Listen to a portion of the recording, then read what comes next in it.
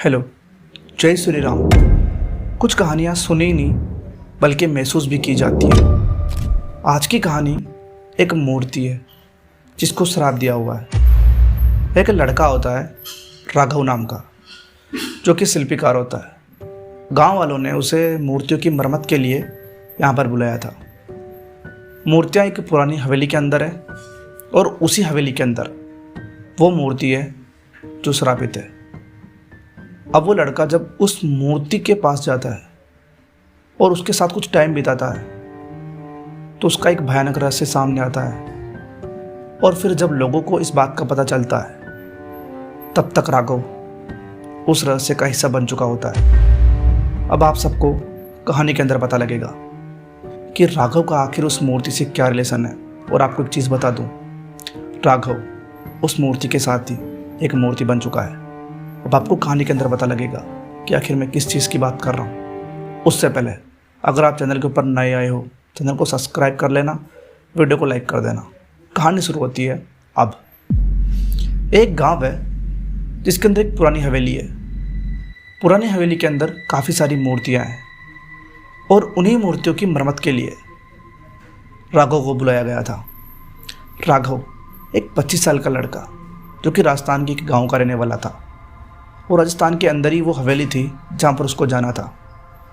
वो वहाँ पर चला गया और जब उसको बुलाया गया था तो वहाँ के जो गांव के लोग थे उन्होंने बुलाया था। गांव के लोग उसको वार्निंग दे रहे थे कि एक बात सुन लेना, तो जब उस हवेली के अंदर जाएगा तो तेरे को काफ़ी सारी मूर्तियाँ दिखाई देगी जिसकी तेरे को मरम्मत करनी है। पर वहाँ पर एक मूर्ति ऐसी है जो श्रापित है। उसका अंदर एक महिला है जिसको श्राप दिया गया है। उस मूर्ति से दूर रहना। अब राघव के मन में एक चीज़ चल रही थी कि गाँव वाले क्या बकवास कर रहे हैं, ऐसी कौन सी मूर्ति जिसको श्राप दिया गया है। उसने हाँ में सर हिलाया और वो चला गया गांव के लोगों के साथ उस हवेली के अंदर। जब वो हवेली के अंदर गया तो जब वो हवेली थी वो गांव के थोड़ी बाहर इलाके में थी और सुनसान इलाके में थी। तो जब वो हवेली के अंदर पहुंचा तो एक अलग सी वाइब आती है वहाँ पे राघव को। राघव मन ही मन सोचता है कि इतनी अच्छी हवेली और इतनी पुराने तरीके से कैसे रख रखी है। उसने काफ़ी ज़्यादा मूर्तियों को देखा उसी टाइम पर।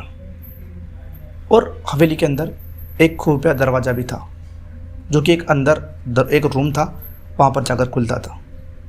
उसी रूम के अंदर वो मूर्ति थी। गांव वालों ने उससे पहले वार्निंग दी थी कि इस मूर्ति से दूर रहना। पर जो उसको दिखाने वाला था मूर्तियों को, वो उस मूर्ति को भी दिखा देता है जिसको श्राप दिया हुआ था। वो आदमी कहता है कि ये वही मूर्ति है जिससे तेरे को दूर रहना है। हालांकि वो उस रूम के अंदर इसलिए लेकर गया था, वहाँ पर और भी मूर्तियाँ थी। राघव ने जब उस मूर्ति को देखा तो उसकी अजीब सी एक्टिविटी हो गई। वो मन ही मन सोचता कि इतनी प्यारी मूर्ति किसने बनाई होगी। पर इस मूर्ति के अंदर कुछ ना कुछ अभी भी अधूरा है। इस मूर्ति के अंदर एक दुखी छवि दिखाई दे रही है मेरे को। आंखें बंद है इसकी। एक काम करता हूँ, रात के टाइम इस मूर्ति को अपने रूम के अंदर लेकर जाऊँगा और फिर इसकी कुछ बनावट में परिवर्तन करूँगा। वो वहाँ से चला जाता है और उन मूर्तियों को लेकर वो अपने रूम के अंदर चला जाता है जिनको उसको सही करना था। रात के करीब 9 बजे अब हवेली के अंदर अकेला था वो। उस हवेली के चाबियाँ उसके पास थी सभी दरवाज़ों की। वो उस दरवाजे को खोलता है जिसके अंदर वो मूर्ति रखी हुई थी। जब वो अंदर गया उस मूर्ति को लेकर आया और उसने अपने रूम के अंदर रख दी। उसको लगा कि अभी 2-3 बजे उठूँगा और फिर हिस्ट्री को चेंज करूँगा, अभी सो जाता हूँ मैं। फिर वो वापस सो जाता है। उसके रूम में मूर्ति आ चुकी है।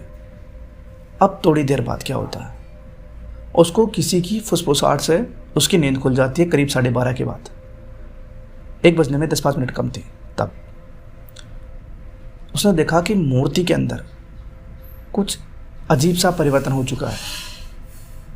वो मूर्ति जिसके चेहरे पर एक दुख का छवि दिख रही थी वो नहीं थी। अब उसकी आंखें खुली हुई थी साफ। राघव ने सोचा कि इस मूर्ति के अंदर किसी ने कोई तो परिवर्तन किया है। वो उठता है, उस मूर्ति के पास जाने लगता है। तभी किसी के घुंघरू की आवाज़ आती है कि कोई चल कर आ रहा था।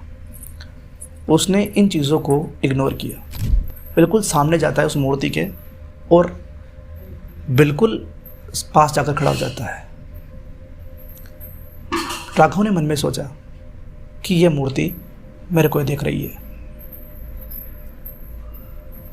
अब वो डर तो गया था कि इसमें कुछ तो दिक्कत है, पर अब करूँ तो करूँ क्या। वो वापस सोता है और सोने के बाद उसको सपने आने लगते हैं।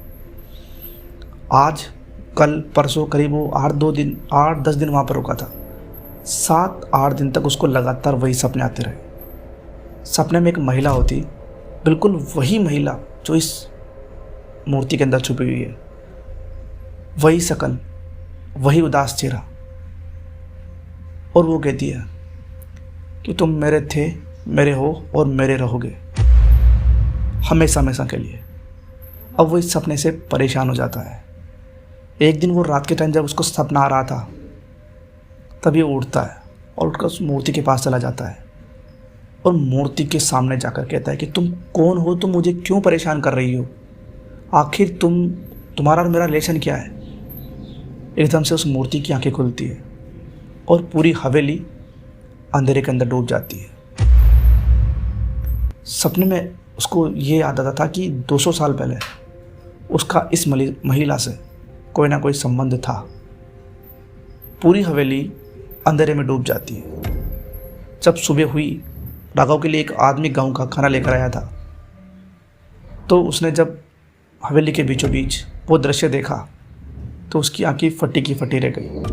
पूरे गांव वालों को वो चिल्लाता हुआ जाता है और उनको एकत्रित करके वहाँ पर लाता है। गांव वाले देखते हैं कि बीचों बीच वही मूर्ति रखी हुई है उस महिला की जो कि श्रापित है।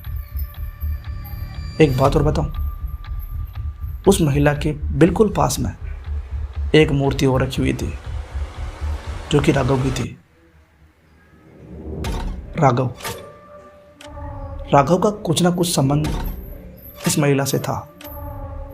अब क्या था और आगे क्या होगा वो तो मैं पार्ट 2 के अंदर बताऊंगा, और आप कमेंट करोगे जब मैं पार्ट 2 जल्दी लेकर आऊँगा। कहानी कैसी लगी? अच्छी लगी हो तो वीडियो को लाइक कर देना, चैनल को सब्सक्राइब कर देना। मिलता हूँ आपसे अगली कहानी में, तब तक के लिए बाय बाय।